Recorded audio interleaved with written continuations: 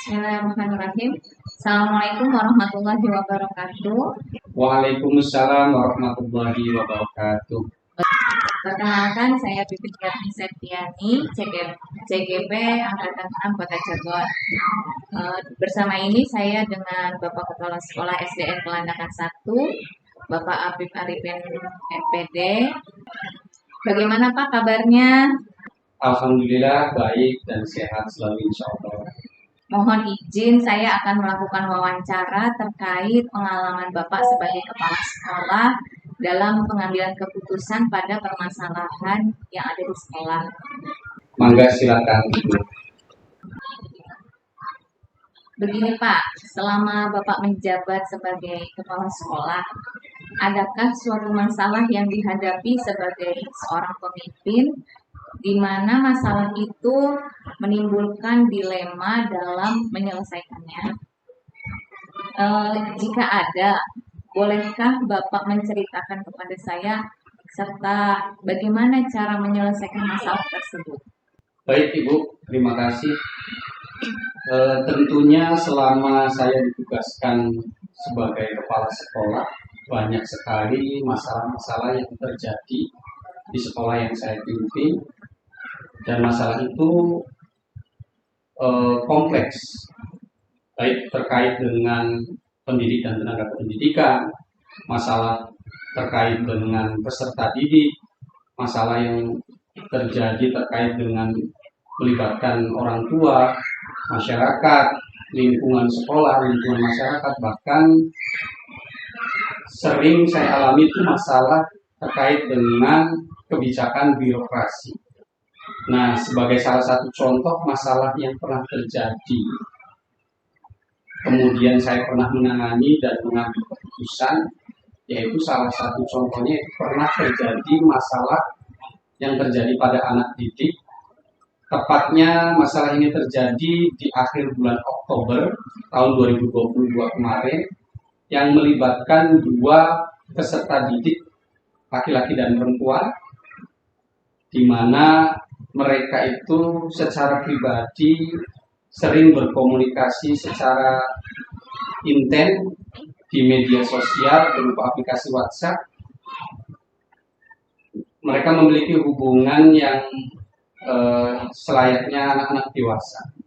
Yang lebih menjadi permasalahan serius bagi saya, menurut saya, itu ternyata hubungan kedua anak ini melibatkan kedua orang tua, sehingga orang tua itu kedua orang tua itu saling tidak terima dan saling menuntut, menganggap bahwa anaknya masing-masing lah yang benar.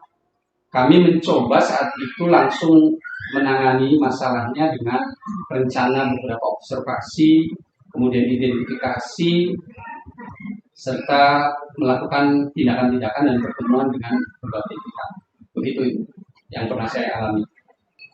Iya Pak, jadi begini Pak, berdasarkan modul yang saya pelajari, ada dua jenis pengambilan keputusan, yaitu dilema etika dan bujukan moral.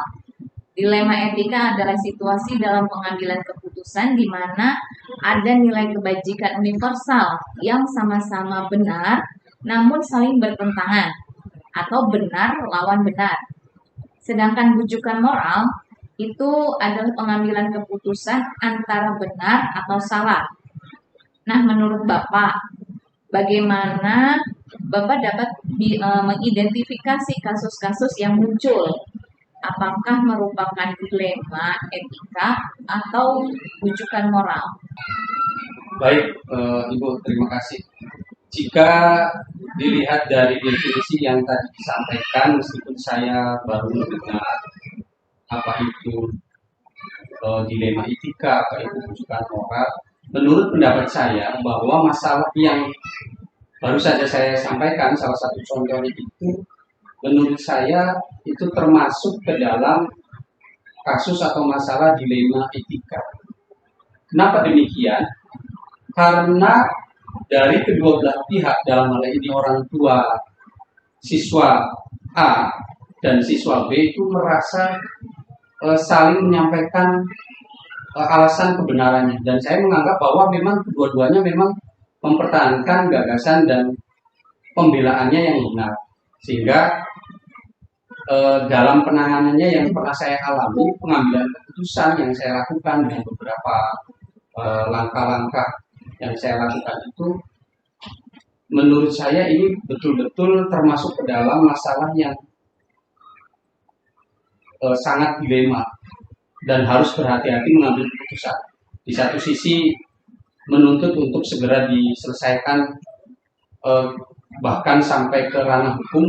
Maaf, di satu sisi lagi sebagai orang tua pihak laki-laki juga menganggap tidak bersalah karena menganggap anaknya benar.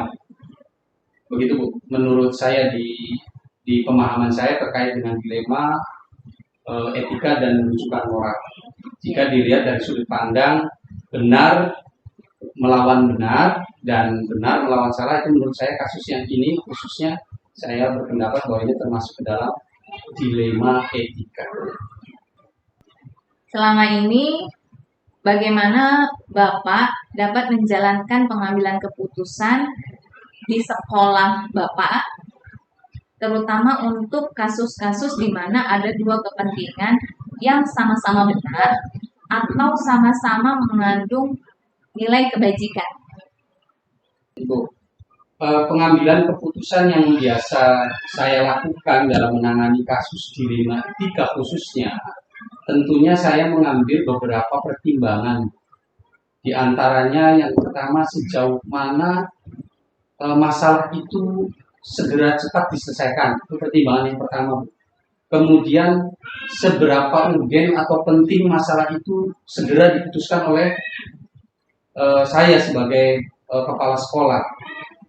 Kemudian yang ketiga, seberapa besar sih dampak atau pengaruh dari masalah atau keputusan yang saya ambil setelah melalui proses pemecahan masalah itu, seberapa besar pengaruhnya terhadap khususnya psikologi anak dalam mengikuti pembelajaran, kemudian pengaruhnya juga terhadap orang tuanya.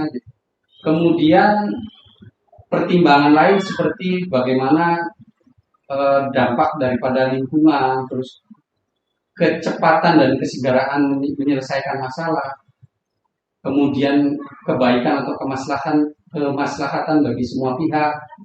Yang paling terpenting adalah bagaimana kita sekolah bisa menegakkan peraturan yang sudah diterapkan di sekolah. Juga tentunya yang terakhir, pertimbangan untuk pengambilan keputusan terkait dengan kasus dilema etika adalah bagaimana kita mengedepankan kepedulian anak-anak untuk bisa tetap mengikuti pembelajaran dengan baik di sekolah. Begitu Bu. Iya Pak, berikutnya pertanyaan berikutnya ya Pak ya. Adakah langkah-langkah atau prosedur yang biasa Bapak lakukan untuk menyelesaikan masalah dilema etika selama ini? Baik Ibu, langkah-langkah atau prosedur yang sempat atau pernah saya alami mungkin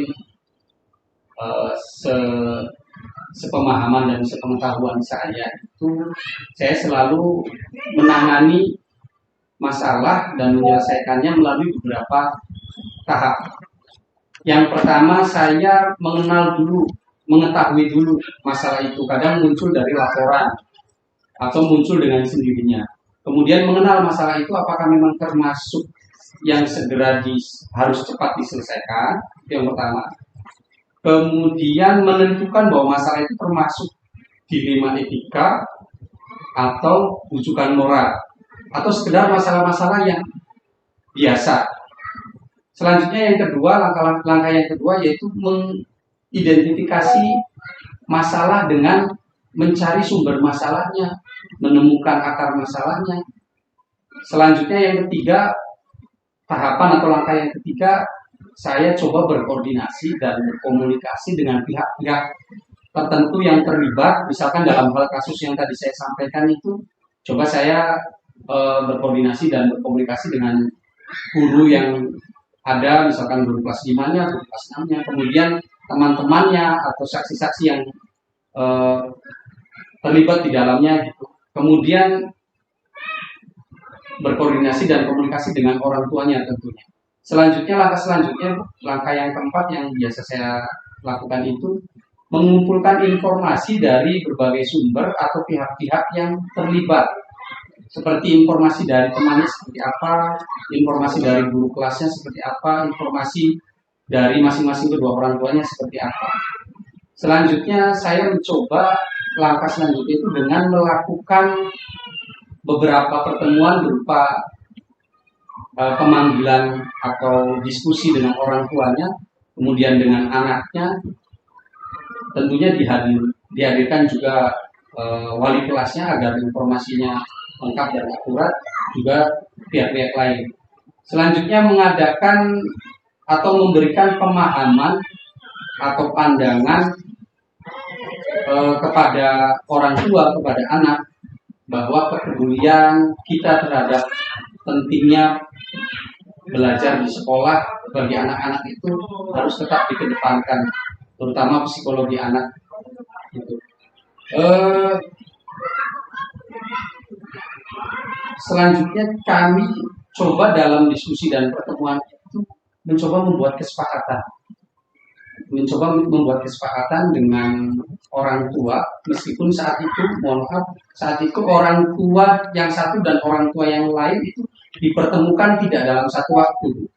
Iya, karena saya menganggap bahwa ini sangat masalah yang dampaknya sangat besar, bahkan salah satu orang tuanya pengen melanjutkan masalah ini ke luar sekolah. Saya pikir harus segera diselesaikan. Jadi saat itu saya membuat kesepakatan dan membuat jadwal pertemuan dengan orang tua yang lain. Terakhir barangkali saya coba membuat keputusan bahwa permasalahan ini harus selesai di sekolah, meskipun kalau dilihat permasalahan ini terjadinya itu di media sosial, bukan di waktunya saat anak belajar, karena sekolah tidak membenarkan anak membawa gadget atau handphone. Kemudian kami juga membuat sebuah keputusan di mana kami mencoba membuat surat kesepakatan kedua belah pihak, dan satu lagi surat pernyataan kami sebagai kepala sekolah mewakili sekolah bahwa masalah ini terjadi di luar sekolah, sehingga jika orang tua ingin melanjutkan masalah ini di luar, maka sekolah tidak akan ikut dilibatkan dan ikut campur dalam masalah ini. Itu saja barangkali itu langkah-langkahnya. Intinya adalah mengadakan pertemuan dengan siswa, kemudian dengan orang tua, kemudian membuat beberapa kesepakatan supaya tidak dilanjut masalahnya sampai ke luar sekolah, seperti itu. Adakah yang hal-hal yang dianggap efektif dalam pengambilan keputusan pada kasus-kasus dilema etika? Ya, khususnya dilema etika, kasus-kasus yang pernah saya alami, terlebih khusus kasus ini, ternyata hal-hal yang dianggap efektif dalam pengambilan keputusan itu adalah pertama, komunikasi yang efektif. Kadang kita itu komunikasi itu menjadi kunci penting supaya masalah ini cepat selesai, supaya mengambil keputusan ini tidak merugikan atau mengecewakan salah satu pihak. Yang kedua, koordinasi yang baik dengan pihak-pihak terkait, itu yang menurut saya dianggap efektif. Kemudian pendekatan dengan musyawarah kekeluargaan, baik dengan orang tuanya, dengan anaknya, gitu kan. Kemudian berdiskusi multi arah dengan saling memahamkan bahwa pentingnya mengedepankan kondisi psikologi anak untuk tetap berlanjut mengikuti pembelajaran di sekolah. Itu menurut saya terkait dengan hal-hal yang dianggap efektif dalam menangani masalah-masalah yang terjadi yang pernah saya lakukan.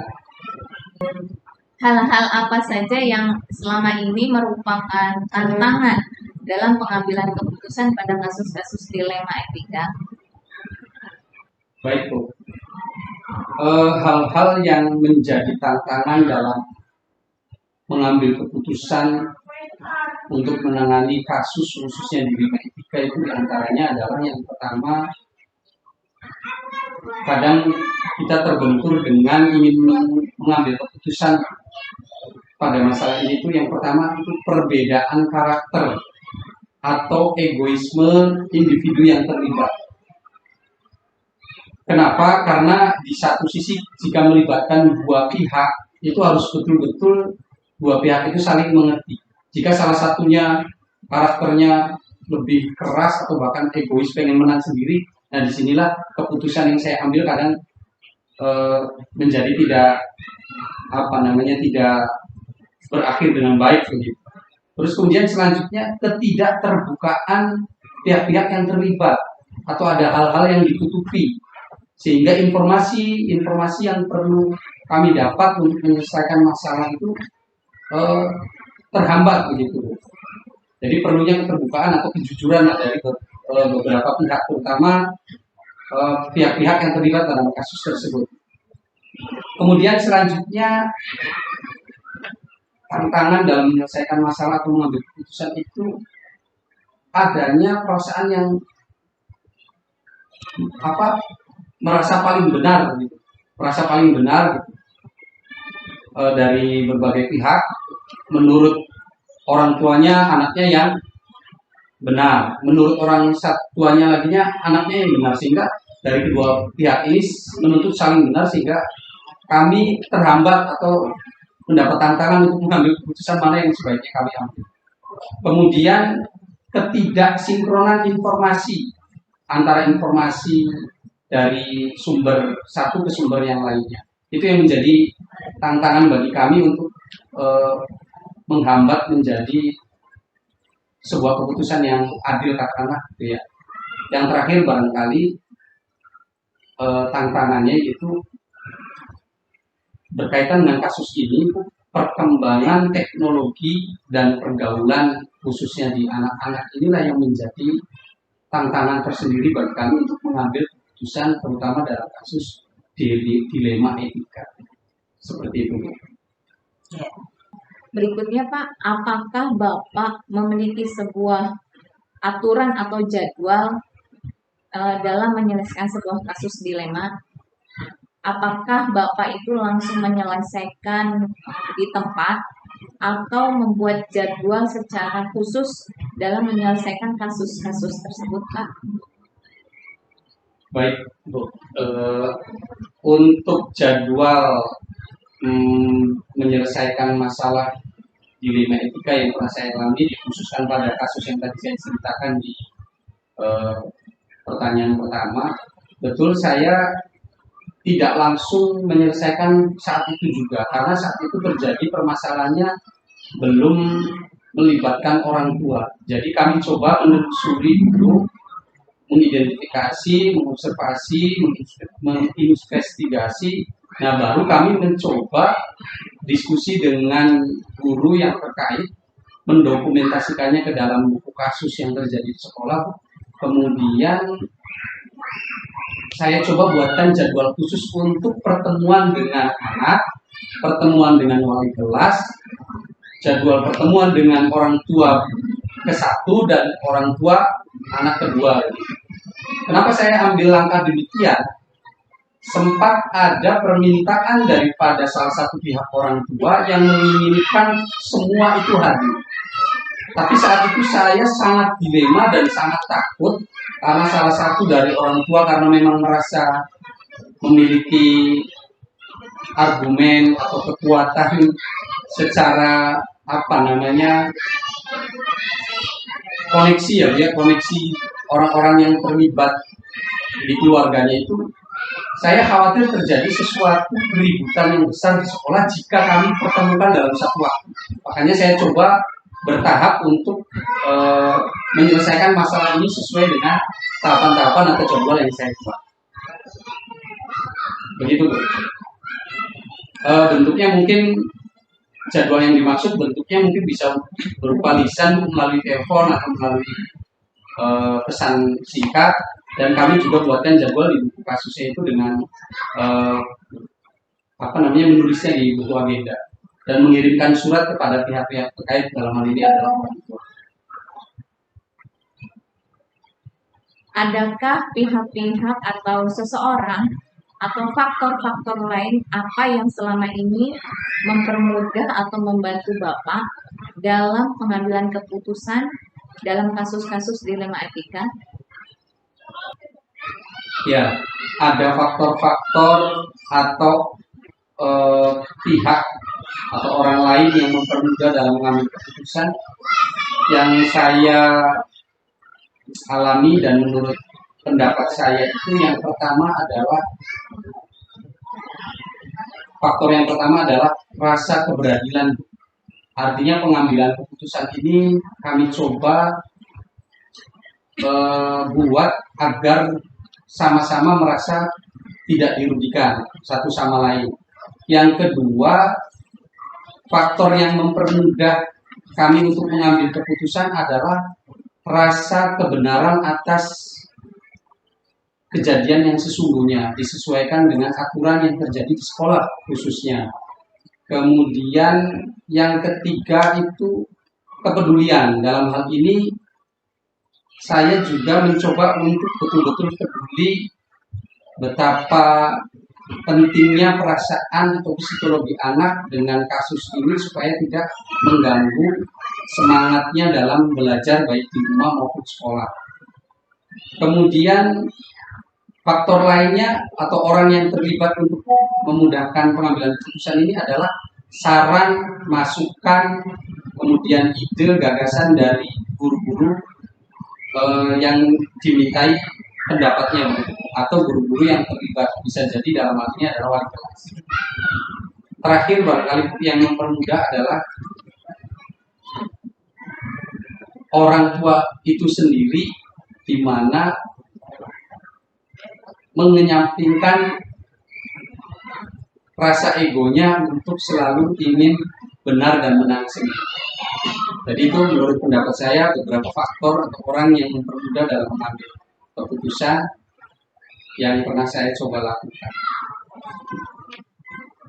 Dari semua hal yang telah disampaikan, pembelajaran apa yang bisa dapat Bapak ambil dari pengalaman Bapak dalam mengambil keputusan dilema etika ini, Pak? Terutama dalam mengambil keputusan terkait kasus dilema etika, itu menurut pendapat saya yang jujur sekali saya alami selama 2 tahun kurang lebih saya menjadi kepala sekolah, menangani beberapa kasus terutama di etika ini. Yang pertama, saya belajar lebih tenang menghadapi masalah. Kemudian yang kedua, mencoba belajar lebih teliti lagi untuk menangani masalah. Yang ketiga, hikmah atau pembelajaran yang saya dapat dari beberapa kasus khususnya dilema etika, yaitu alhamdulillah dengan beberapa kasus yang kami tangani kemudian mengambil keputusan, itu kami mendapatkan atau menambah wawasan dan pengalaman untuk menyelesaikan masalah dan mengambil keputusan. Kemudian pembelajaran lain, saya menambah wawasan untuk mengasah rasa empati pribadi saya sebagai kepala sekolah terhadap situasi orang lain. Misalkan harus berpikir bagaimana menjadi siswa, harus berpikir bagaimana menjadi orang tua, harus berpikir juga bagaimana menjadi guru misalkan.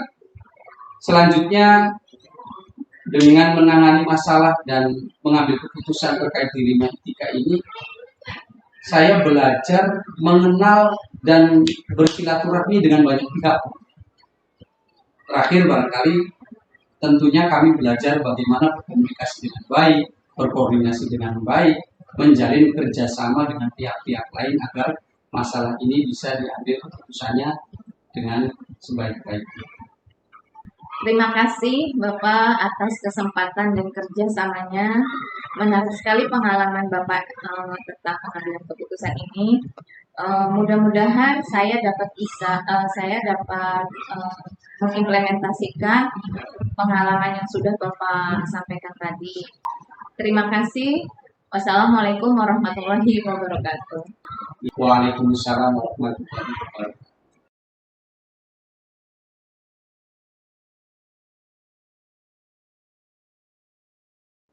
Bismillahirrahmanirrahim. Assalamualaikum warahmatullahi wabarakatuh. Perkenalkan, saya Titik Fiani Septiani, CGP Angkatan 6 Kota Cirebon. Kali ini saya bersama kepala sekolah dari SDN Jalan Bayi, Kecamatan Tersambi, Kota Cirebon. Assalamualaikum Bu Sun. Bagaimana kabarnya Bu Sun?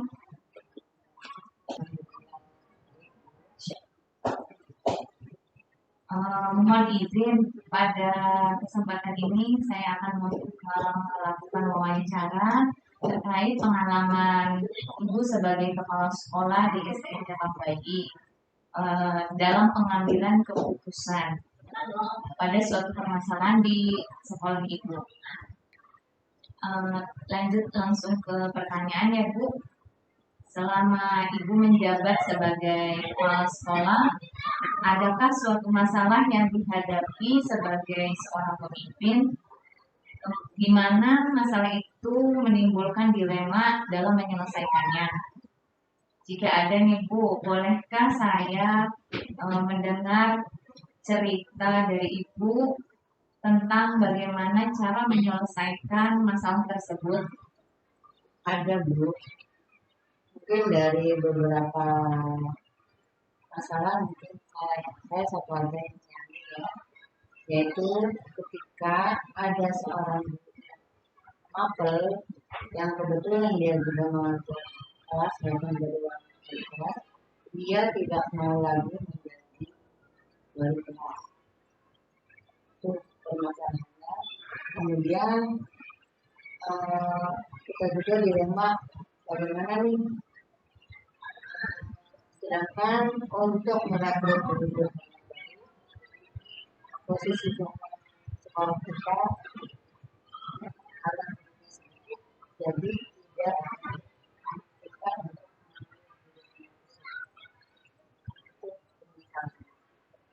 Adapun penyelesaiannya yaitu saya memanggil guru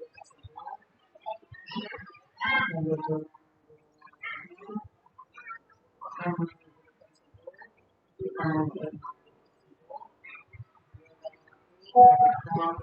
kenapa dan bagaimana Bapak tidak mau lagi menjadi wali kelas. Sedangkan kita memang ya, setelah saya ngobrol, kemudian dia mengungkapkan karena dia merasa ada anak yang terlalu bandel sekali, terlalu agresif, dan satu lagi ada anak yang terlalu cengeng, sehingga antara anak yang agresif dengan yang cengeng ini selalu berantem. Itu masalah yang pertama. Yang kedua, dia disebutkan dengan panitia pokok, sehingga dengan secara tidak langsung kalau menjadi panitia dia tidak bisa berbagi lagi. Saya terima alasan dari cara penyelesaiannya. Yang pertama itu tadi yang saya mau advokasi untuk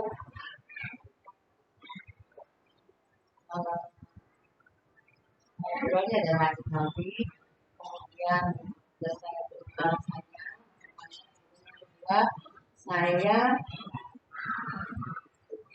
memberikan informasi kepada pengawas guna dengan kondisi tersebut. Kemudian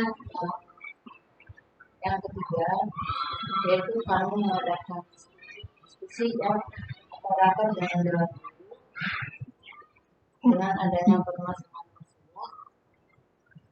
Kemudian bagaimana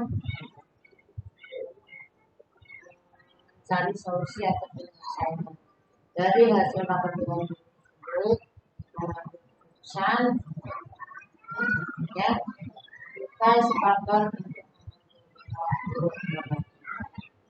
ya. Kemudian pokoknya dari aturan tersebut kita merekrut guru fonologi. Kenapa? Supaya hak anak terpenuhi dalam belajar, sehingga dalam hal ini tidak sendiri. Itu nanti itu menjelaskan. Jadi begini Bu, berdasarkan modul yang sudah saya pelajari dalam CGP, ada dua jenis pengambilan keputusan, yaitu dilema etika dan rujukan moral. Di mana dilema etika itu adalah keputusan benar lawan benar, sedangkan rujukan moral adalah keputusan yang benar lawan salah. Menurut Ibu, bagaimana Ibu dapat mengidentifikasikan kasus-kasus yang Ibu tadi ceritakan itu, apakah itu merupakan dilema etika atau rujukan moral? Menurut saya, pada kasus yang tadi saya informasikan, yaitu kasus dilema etika. Karena benar ya, guru tersebut tupoksinya adalah guru magang, sedangkan mengapa dia harus mengajar itu benar ya, karena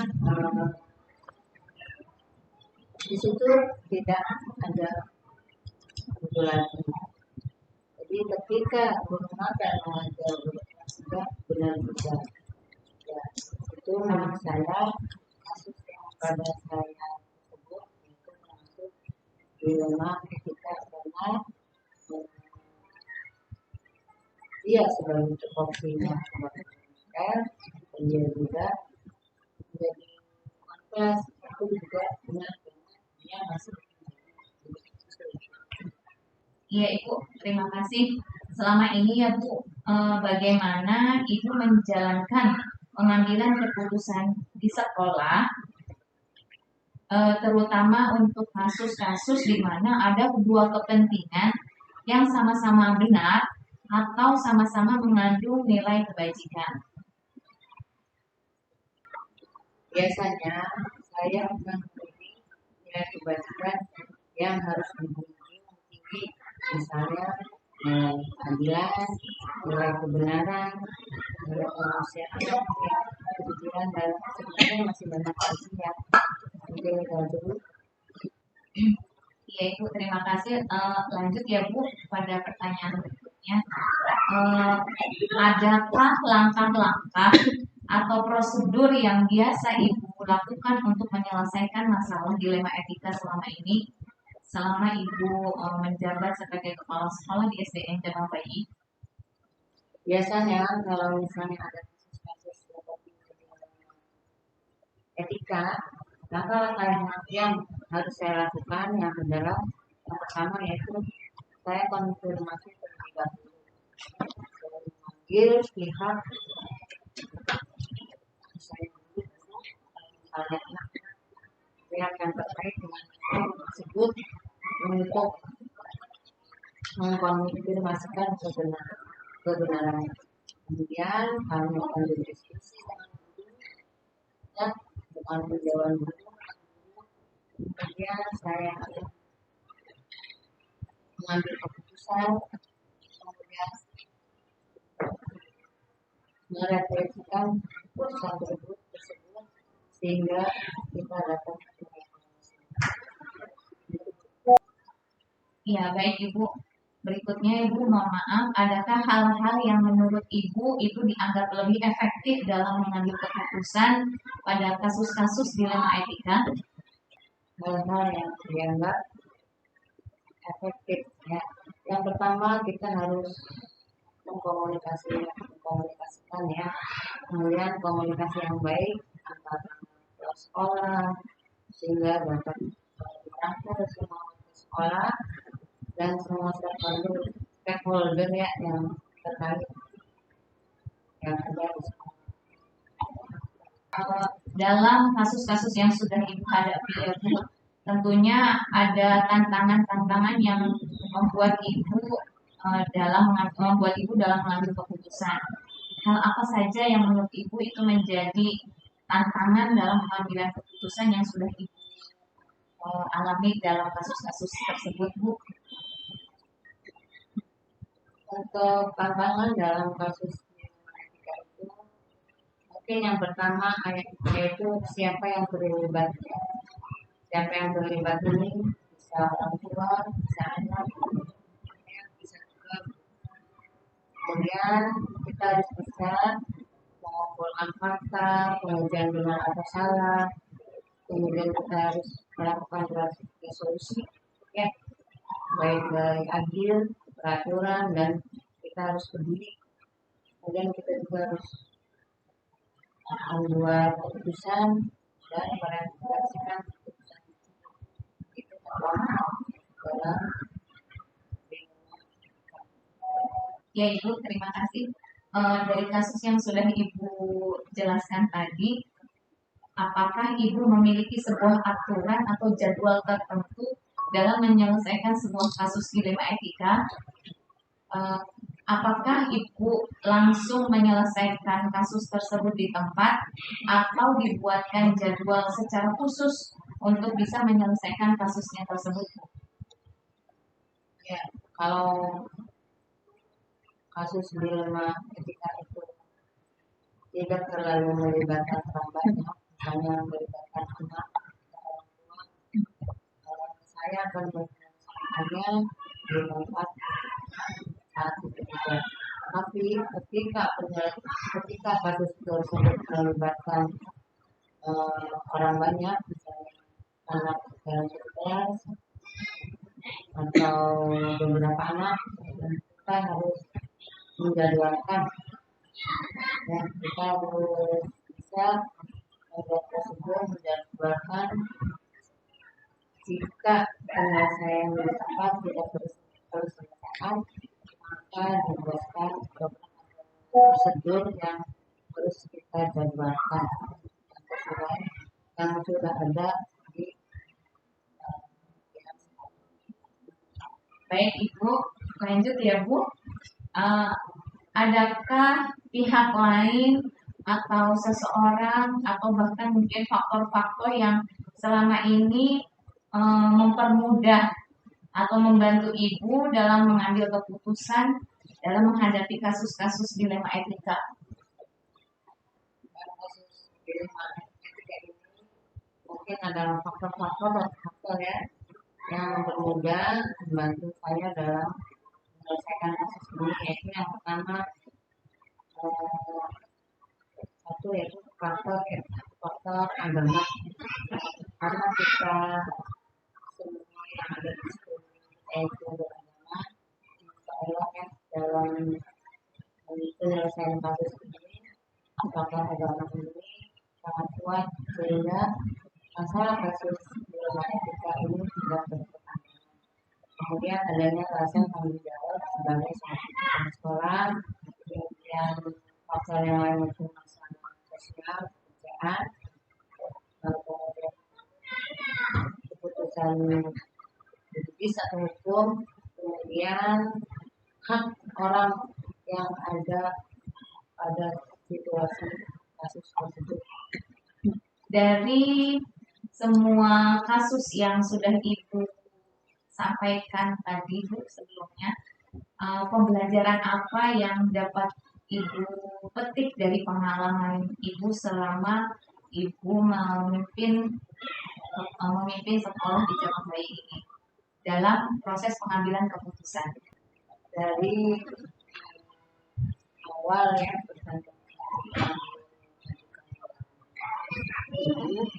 saya mungkin pembelajaran bisa diambil dari kasus dilema etika ini, yaitu yang pertama itu kita harus bisa berkomunikasi dengan baik. Kemudian kita harus mengedepankan ya atau memberi rasa nyaman pada pihak yang terkait pada kasus tersebut, sehingga tidak ada pihak yang digunakan dan dapat diselesaikan dengan baik dengan belajar mengikuti faktor-faktor yang saya sebutkan dalam menghadapi dilema kita tersebut. Iya Ibu, terima kasih banyak atas kesempatan dan kerjasamanya serta waktu yang sudah Ibu luangkan untuk acara sesi wawancara ini Ibu. Kasus-kasusnya mudah-mudahan bisa dapat terselesaikan dengan dalam pengambilan keputusan yang bijak ya Bu. Semoga dengan kasus yang Ibu sudah selesaikan ini, saya dapat mengambil pembelajaran dan dapat mengimplementasikannya ketika saya menghadapi kasus yang sama seperti itu. Terima kasih Ibu. Assalamualaikum warahmatullahi wabarakatuh. Waalaikumsalam Waalaikumsalam warahmatullahi wabarakatuh.